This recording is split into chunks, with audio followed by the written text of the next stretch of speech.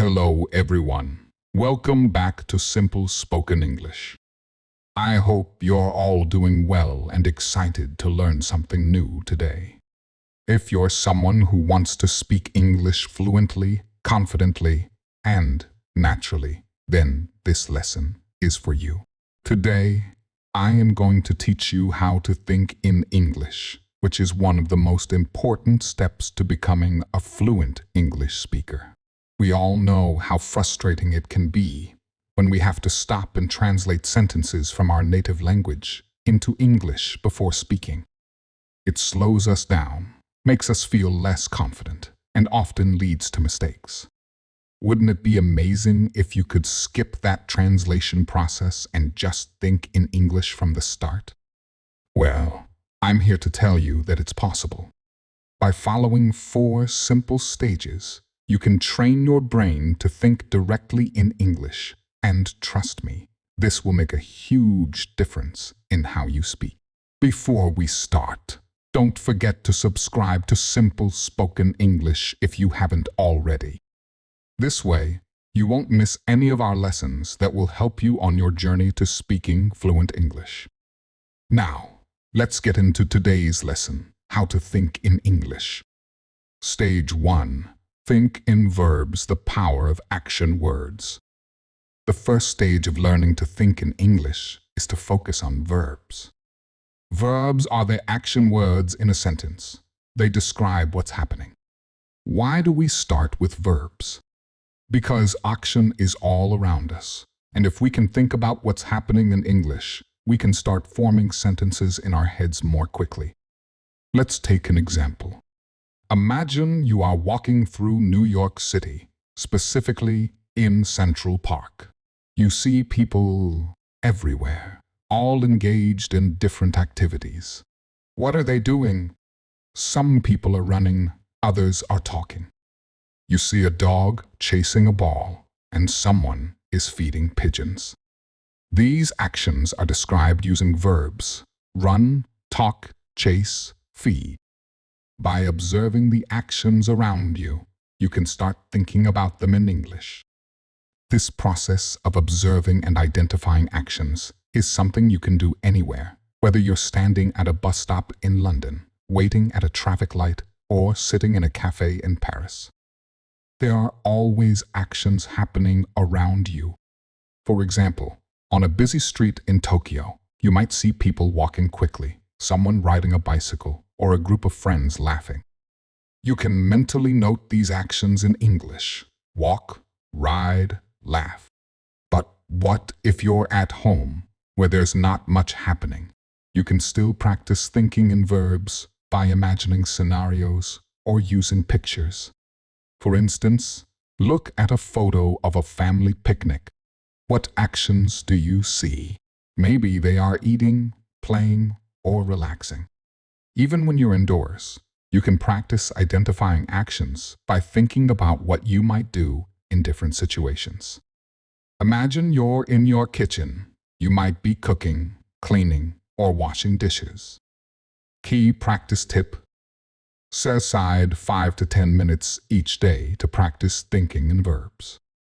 Pick a different place each day and focus on the actions happening around you. As you do this regularly, you'll train your brain to think about actions in English, making it easier to describe what's happening in the moment. Stage 2. Think in nouns, naming the world around you. Once you've practiced thinking in verbs, it's time to move on to nouns. Nouns are words that name people, places, things, or ideas. Just like verbs, nouns are everywhere. Everything around you have a name, and if you can think of these names in English, you'll be one step closer to thinking and speaking fluently. Let's take an example from a different city. Imagine you're in Sydney, Australia, standing by the famous Sydney Opera House. As you look around, you see the building, the harbor, and many tourists taking photos.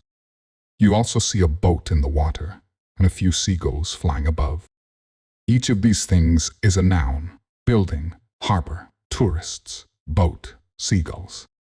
It's important to practice thinking in nouns wherever you are. If you're at a market in Delhi, India, you might see fruits, vegetables, spices, and vendors. These are all nouns that describe the objects and people around you. Even if you're just sitting in your room, you can look around and identify nouns. For example, you might see a table, a chair, a book, and a laptop. Another great way to practice thinking in nouns is to describe what you're carrying with you. What's in your bag? Maybe you have a phone, some keys, and a wallet. If you practice naming these objects in English, it will soon become second nature. Over time, this will help you think faster and more clearly in English. Key practice tip. Spend a few minutes each day naming the objects around you in English, whether you're outside, at home, or even traveling. Challenge yourself to identify everything in English. For instance, if you're visiting Barcelona, Spain, look around and name things like buildings, bicycles, cafes, and tourists. The more you practice this, the more your brain will automatically think in English.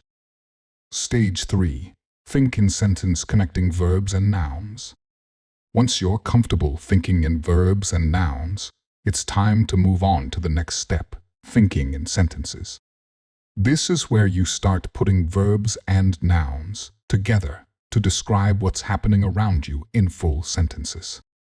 At this stage, it's important to start simple. Don't worry about making long, complicated sentences. Just focus on creating short, clear sentences that describe what you see. For example, if you're in Cape Town, South Africa, looking at Table Mountain, you might say, the tourists are climbing the mountain. The sun is shining. The wind is blowing. These are simple, but they allow you to practice thinking in complete sentences. Now, let's imagine you're in Toronto, Canada, sitting in a park. What's happening around you? You could describe the scene like this. A family is having a picnic. The children are playing with a ball. The birds are flying in the sky. These sentences are short, but they effectively describe what's happening around you. As you become more comfortable, you can start making your sentences longer. For example, if you're in Berlin, Germany, walking near the Brandenburg Gate, you might say, a group of tourists is taking pictures of the monument. Some of them are listening to their tour guide, while others are checking their maps. This sentence combines multiple verbs and nouns, giving a fuller description of the scene. The goal here is to get used to thinking in sentences instead of just words. This will help you when you're speaking, as you won't have to stop and think about each individual word. Your brain will automatically form sentences in English. Key practice tip. Every day, take 10-15 minutes to describe your surroundings in sentences, whether you're at home, in the office, or walking through a new city.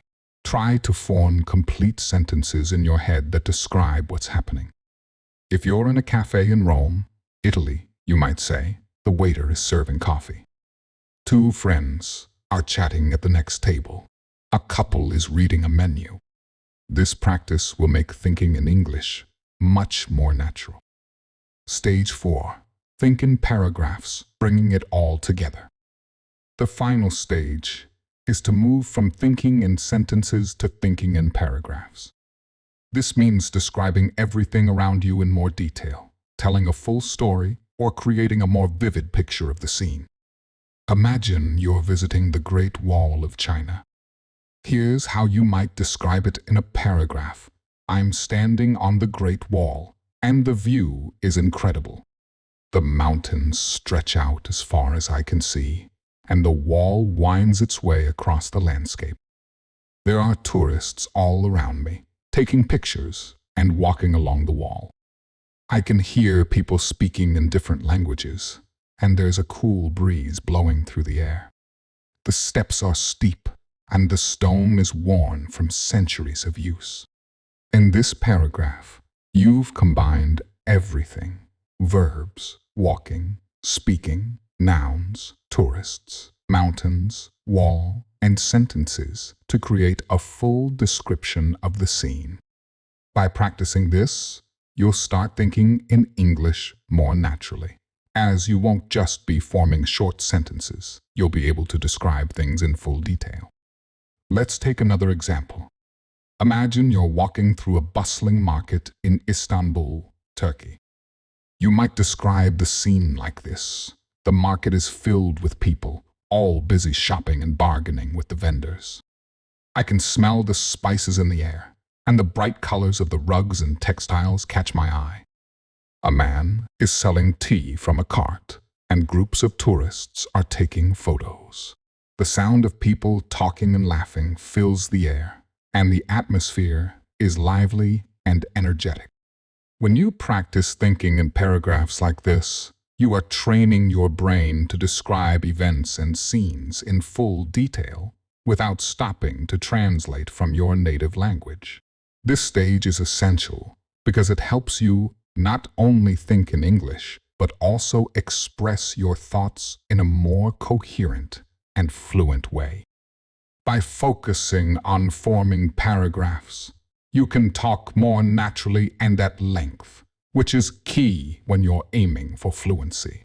Let's take one more example to practice. Imagine you're sitting in a cozy cafe in Amsterdam, Netherlands. Here's how you might describe the scene in a paragraph.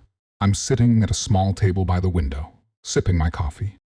The cafe is warm and inviting, with soft music playing in the background. Outside, I can see people riding their bicycles along the canal. The sky is cloudy, and it looks like it might rain soon. Inside, a few people are reading books, and a couple is chatting quietly over their breakfast. The smell of freshly baked bread fills the air, and the atmosphere is calm and peaceful. In this paragraph, you've combined all the elements, verbs, nouns, and sentences to create a vivid picture of the scene.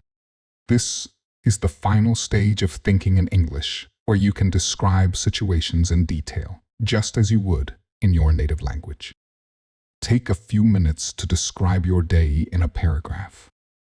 Start from the moment you woke up and think about everything that happened. What did you do? Where did you go? Who did you meet?